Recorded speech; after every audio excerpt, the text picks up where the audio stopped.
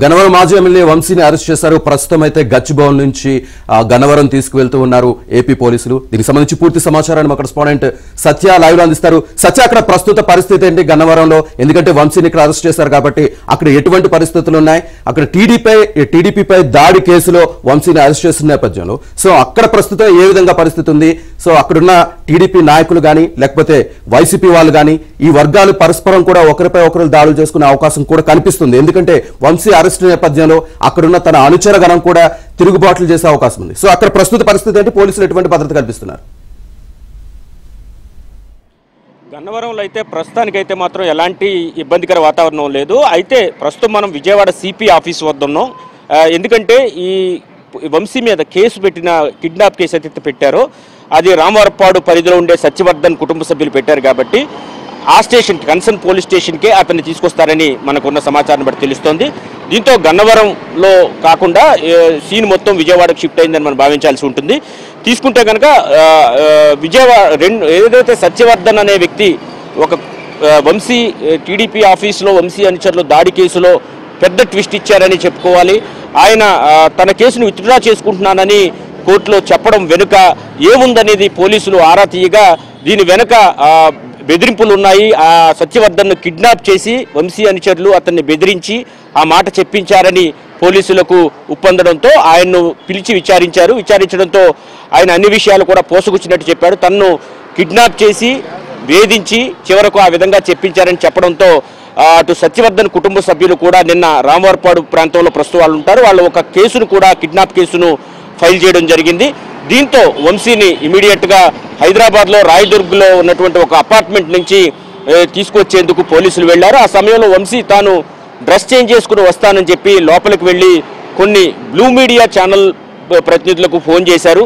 అదే సమయంలో వైసీపీకి సంబంధించిన కొందరు నాయకులతో కూడా ఆయన ఫోన్లో మాట్లాడినట్టు తెలుస్తోంది. తరువాత వారందరూ కూడా తన అపార్ట్మెంట్ ముందుకు వచ్చిన తర్వాత ఆయన బయటికి రావడం జరిగింది. దీంతో అటు పోలీసులు కూడా వంశీ మీద తీవ్ర ఆగ్రహం వ్యక్తం చేశారు. డ్రెస్ చేంజ్ చేసుకోవడానికి టైం ఇస్తే ఈ విధంగా చేస్తారా అని కూడా పోలీసులు ఆగ్రహం వ్యక్తం చేసినట్టుగా తెలుస్తోంది.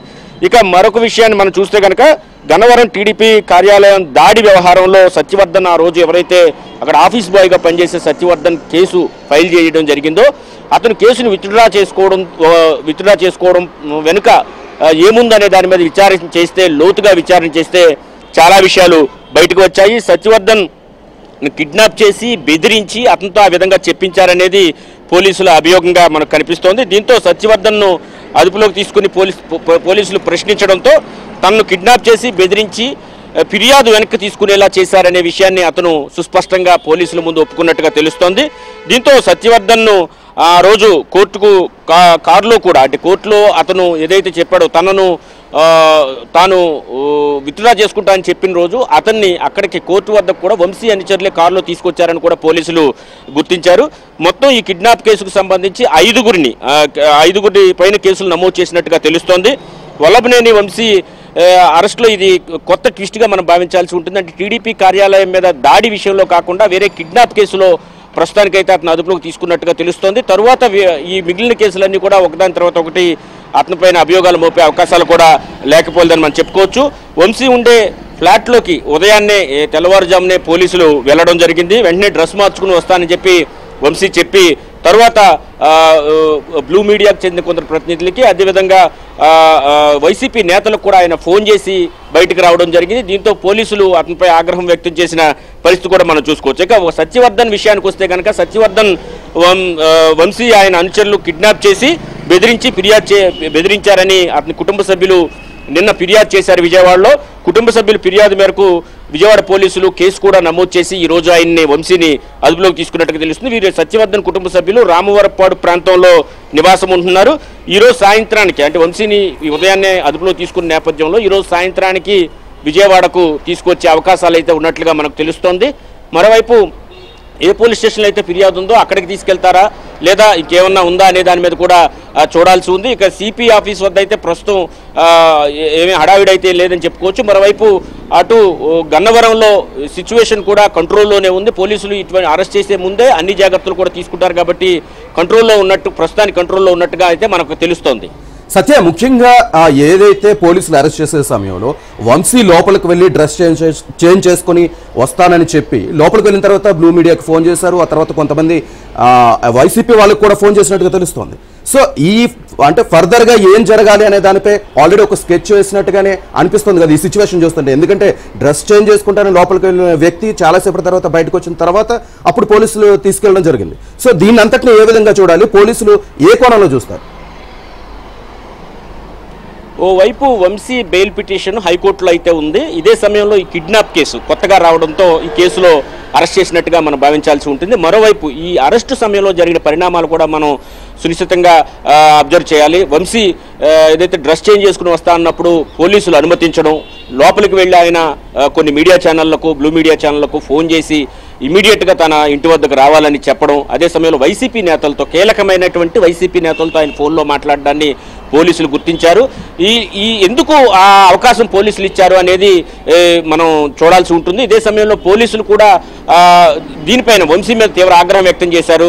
డ్రెస్ చేంజ్ చేసుకొస్తారని సమయం ఇస్తే ఈ విధంగా చేస్తారని కూడా అక్కడికక్కడే ఆగ్రహం వ్యక్తం చేసినట్టుగా కూడా మనకు సమాచారం అందుతుంది. అయితే ఈ సాయంత్రానికి వంశీని విజయవాడ తీసుకొచ్చే అవకాశం ఉంది. ముఖ్యంగా ఏదైతే రామారపాడు ప్రాంతంలో ఏదైతే కేసు నమోదైందో, ఏదైతే సత్యవర్ధన్ కుటుంబ సభ్యులు కేసు నమోదు చేశారో, కిడ్నాప్ చేసి బెదిరించి తప్పుడు సాక్ష్యం చెప్పించారు, తన కేసు విత్డ్రా చేసుకునే విధంగా చేయించారు అని ఏదైతే కేసు నమోదు చేశారో ఆ కేసు విషయంలో ఆయన్ను తీసుకొస్తున్నట్టుగా తెలుస్తోంది. టీడీపీ కార్యాలయం మీద దాడి వ్యవహారంలోనే వంశీ గతంలో అరెస్ట్ అయ్యారని కూడా అప్పట్లో సోషల్ మీడియా వేదికగా న్యూస్ చక్కర కొట్టినా కానీ ఆయన అప్పుడు అరెస్ట్ కాలేదు. అయితే ఇప్పుడు మాత్రం కిడ్నాప్ కేసులో అడ్డంగా బుక్ అయ్యారని మనం భావించాల్సి ఉంటుంది. ఏదంటే ఒక కేసు నుంచి తప్పించుకునేందుకు చేసిన అనేక తప్పులు ఈ విధంగా ఆయనకు చుట్టుకుంటున్నాయని మనం భావించాల్సి ఉంటుంది. కాబట్టి కిడ్నాప్ కేసులో ఆయన్ను అరెస్ట్ చేసి విజయవాడ తీసుకొస్తున్నారు. సాయంత్రానికి ఆయన విజయవాడ తీసుకొస్తారు. వచ్చిన తర్వాత ఫర్దర్గా మరోవైపు ఆ టీడీపీ కార్యాలయం మీద దాడి జరిగిన కేసులో కూడా సిఐడి ఇప్పటికే విచారణ సిఐడికి అప్పగించారు. గతంలో ఆ రోజు కూడా మనమే కవర్ చేయడం జరిగింది. ఆ రోజు గన్నవరంలో ఏదైతే కొమ్మారెడ్డి పట్టాభిరామ్ ఎవరైతే ఉన్నారో ప్రస్తుతం స్వచ్ఛంద్ర కార్పొరేషన్ చైర్మన్గా ఉన్నారు, ఆయన గన్నవరం టీడీపీ నాయకులను వంశీ అనుచరులు ఇబ్బందులు గురి చేస్తున్నారు, దానిపైన కేసు పెట్టాలని పోలీస్ స్టేషన్కి వెళ్తే అదే సమయంలో వంశీ అనుచరులు టీడీపీ కార్యాలయం మీద దాడికి వెళ్తున్నారని తెలుసుకుని ఆయన అక్కడికి వెళ్లే ప్రయత్నం చేశారు. దాంతో రోడ్డు పైన, అంటే హైవే రోడ్డు మీద, నేషనల్ హైవే మీద రాళ్లు రూడుకున్నారు టీడీపీ వాళ్ళు. అదేవిధంగా వైసీపీ వాళ్ళు కూడా రాళ్లు రూడుకోవడంలో కొంతమంది మీడియా ప్రతినిధులకు కూడా గాయాలయ్యాయి. ఈవెన్ మన ఏబిఎన్ ప్రతినిధి కూడా కొంతమేరకు దెబ్బలు తగిలిన పరిస్థితి అయితే ఉంది. అంతా జరుగుతున్న సమయంలో టీడీపీ ఆఫీస్ మొత్తం తగలబెట్టేసి ఎక్కడికక్కడ ఆఫీసులో ఉన్న ఫర్నిచర్ ధ్వంసం చేసి కార్లను తగలబెట్టి వెళ్ళిపోయారు. ఆ కేసులో ఇప్పటికే చాలా మందిని అదుపులోకి తీసుకున్నారు. మరొక 14 మంది వరకు కూడా అదుపులోకి తీసుకోవాల్సి ఉంది.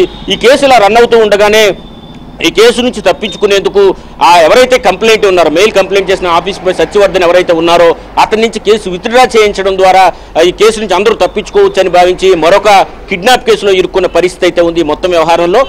కాబట్టి ఈ విషయంలో అయితే మాత్రం ఈ కేసు చాలా సీరియస్గా రాష్ట్ర ప్రభుత్వం తీసుకుంటుంది. ఒకవైపు ఎవరైతే ఫిర్యాదుదారులు ఉన్నారో వారినే బెదిరించడం అనేది చాలా హీనియస్ క్రైమ్, సీరియస్ క్రైమ్ కూడా. కాబట్టి దీని మీద రాష్ట్ర ప్రభుత్వం అదేవిధంగా పోలీస్ యంత్రాంగం కూడా చాలా సీరియస్ గా ఉన్నట్టుగా మనకు అర్థమవుతోంది.